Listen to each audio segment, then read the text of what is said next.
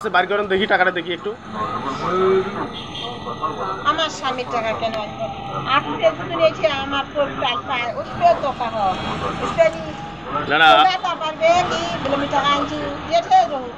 টাকা ঠিক আছে, আপনি যেহেতু বাড়ি থেকে টাকা আনছেন, আমি পাঠ করছে না লোক না, পাঠ করে জোরাইছি, জোরাই এখান থেকে মায়া লোকের জিনিস দিই, এই জন্য আমি মানে এটা আপনি আলাদা কাজ করছেন সেই টাকা। আচ্ছা আচ্ছা, মানে আপনি বাসা থেকে যখন বাইরে হয়েছেন এই সাথে করে এই টাকাটা নিয়ে বাড়িয়েছেন। আমার স্বামী যদি নষ্ট 2000 টাকা, মানে আপনি 2000 টাকা নিয়ে বাসা থেকে বাইরে হয়েছেন। এই 2000 টাকা আপনার সঙ্গে আছে, আর তো কোনো টাকা নেই সেটা। এখন আপনাকে এখানে আমরা কাজে দেব, সেখানে আপনি মনে করেন হয়তো বলবেন, এটা অনেকে বলে, যেটা অনেকে বলে, আমরা সাবধানের জন্য আপনাকে এই প্রমাণটা রাখলাম। হ্যাঁ, আপনি আনছেন 2000 টাকা। এখন আপনি যদি বাসায় 1 মাস 15 দিন থাকার পরে বলবেন যে আমি 10,000 টাকা আনছি, আমার টাকাটা নাই, ঠিক আছে? এই কারণে আপনাকে প্রমাণটা রাখার জন্য আমরা এই আপনার টাকাটা চেক করলাম, আর অন্য কিছু না, ঠিক আছে? তা আপনার সঙ্গে 2000 টাকা আছে, এটা হলো মূল হিসাব। যেহেতু এখানে বেড়াইছেন আপনার টাকা লাগতে পারে, ওই জন্য আপনি নিয়ে বেড়াইছেন। এখন যেখানে পাঠিয়ে দেবো আমরা, সেখানে আপনার টাকা লাগবে না, আপনি ওখানে খায়া পরে থাকতে পারবেন। এই একটা ব্যবস্থা আমরা করে দিতে পারবো। হ্যাঁ, ওখানে মহিলা মাদ্রাসা ওখানে থাকবো, নি থাকা খাওয়া সবকিছু ওখানে হবে। আমি বাসা না যাই, আমার তো জোর করে নিয়ে যেতে পারবে না। এখন সেটা আপনার, এখন আপনার এখন আপনার পরিবার যদি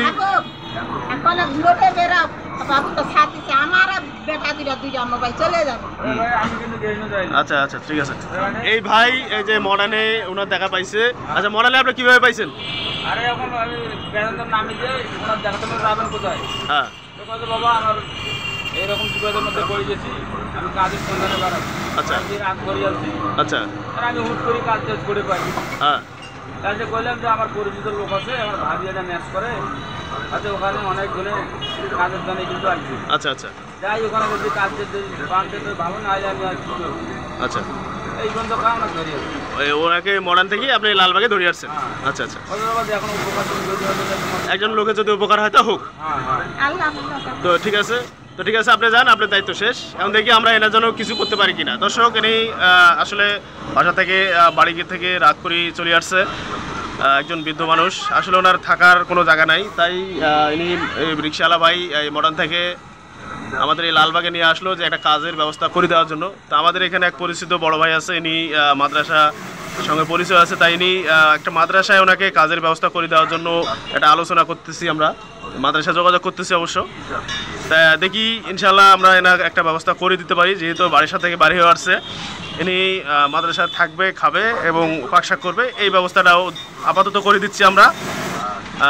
পরবর্তীতে দেখি কি করা যায়। ইনশাআল্লাহ ভিডিওটা দেখবেন, ভালো লাগলে অবশ্যই কমেন্টে জানাবেন এবং বেশি বেশি শেয়ার করবেন। এনার পরিবার যাতে এই ভিডিওটা দেখে ওনার সঙ্গে যোগাযোগ করতে পারে, সেটাই মূলত আপনারা শেয়ারের মাধ্যমে করে দেবেন।